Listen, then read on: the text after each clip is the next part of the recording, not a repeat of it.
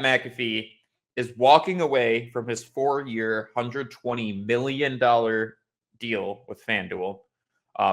So, Fanduel is probably going to come crawling to us after that deal fell apart.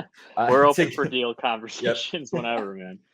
To go to ESPN for what everybody will assume will be significantly more money than, whatever that is, $30 million a year. We're probably talking 40, 50, $60 million a year for them to walk away from that deal. So that's super significant. And it's interesting because there's a lot, right? It's great for Pat and the boys. It's great for the show. And, we as sports media are talking about it because Pat has really done something different with sports media in general, to the point where he was very actively at odds with the person who's now, the group of people that are now paying him all that money, right? ESPN didn't want any of their analysts going on the show at any point. They had him blacklisted. They were having, ESPN analysts block him on Twitter, things like that.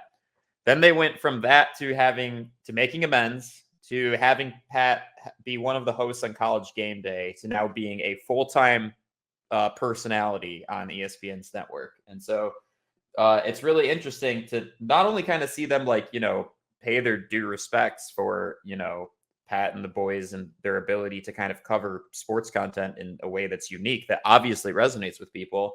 But now it's interesting because people are concerned, where it's like, oh man, you just sold your soul to Disney and now you're about to get censored. They're going to change the structure of the show, et cetera, et cetera, et cetera. Exactly. And that's been the big debate, is whether or not that's going to happen. Is this good for the show and the unique thing that they're doing on YouTube? And that's interesting. You mentioned that part, right? And obviously, yeah, great for him and for that show. And it's a different kind of sports media show, right? And I want to credit Barstool Sports as well for doing this kind of thing.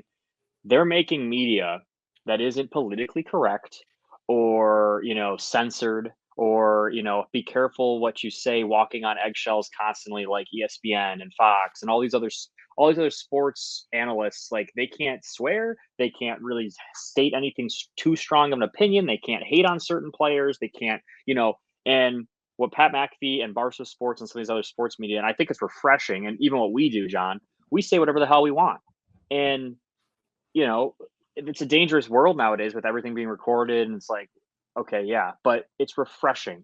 People would like to have open conversations where they don't have to be careful about every single, what's the next sentence, what's the next word. You can say whatever the hell you want. And if it's your opinion and you stand on it, you have a right to say that. And I think there's going to be people that agree, people that love it, and there's going to be people that disagree and people that hate it. And I think what Pat McAfee did a great job of is he just said what he wanted.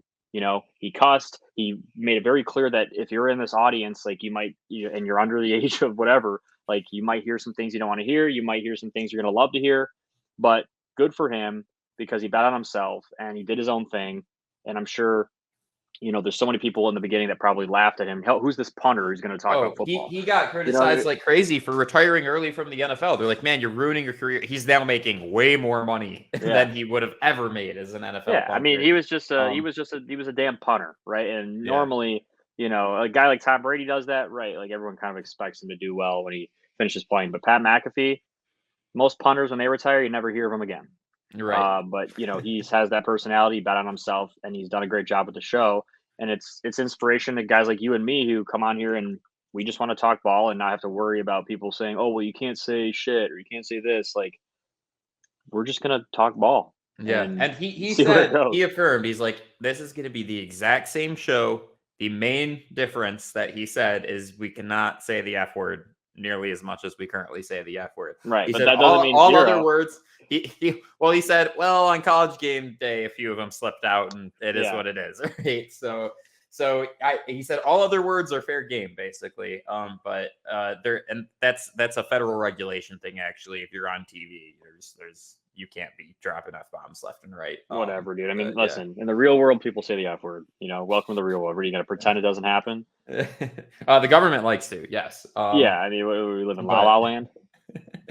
But and so their whole ESPN announcement was basically making jokes about the fact that they're going to try to change all the, they're like, AJ's not a host anymore, and we're converting it to a block format. We're not going to talk about, and then they were like, we're not doing any of that. So Yeah, I think overall, look, I'm excited to see what happens with it. We'll know very quickly on whether or not the ESPN has, malicious intentions with this entire situation as far as censoring or forcing them to push certain narratives or stuff like that. So that deal takes place, I believe, and they said the fall. I assume what that means is, pretty much week 1 of the NFL. I guess we'll see. Yeah.